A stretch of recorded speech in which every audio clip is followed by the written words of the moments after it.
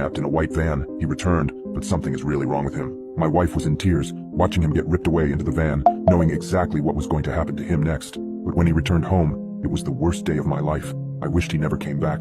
The day he went missing, we thought it would just be a normal school day. Jess dropped off our son John at school that morning, kissed his soft cheek like he likes, and reminded him to zip his jacket. But something was different. Jess was extremely late for a meeting, so instead of doing the usual drill where she walks him into the school, she dropped him off and waited in the car. She sat in the car with her cold fingers pressed against the vents for warmth, and watched him walk across the empty yard to the school building. His hand reached the door to open it, and she smiled and drove away. I'd heard her tell it a dozen times. I believed her. I told the police my part too, hugging him and calling him buddy, giving him a glass of milk and telling him I'd help him with his homework tonight. Thinking everything was normal, we all went on with our day. John was at school. Jess was on her way to work. I was at home. That was our morning. But the evening is when something started to go wrong. John always rode the school bus home. He'd usually arrive home before we got home from work.